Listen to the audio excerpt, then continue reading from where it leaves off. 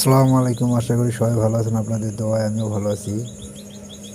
আজকে আপনাদের দেখাবো কমলা চারা, চায়না জাতের কমলার চারা।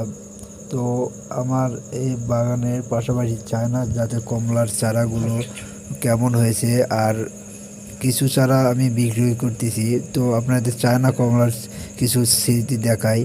তো আপনারা ইতিমধ্যে দেখতে পাচ্ছেন যে এটা আমার বাগানের চায়না জাতের কমলা।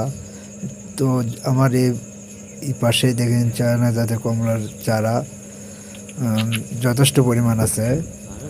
তো আমি আজকে কিছু চারা বিক্রি করলাম। এই যা আপনারা দেখতে পাচ্ছেন, এইটা হলো চায়না জাতের কমলার মাপ, প্রায় 4 থেকে 5 ফিট উচ্চতা।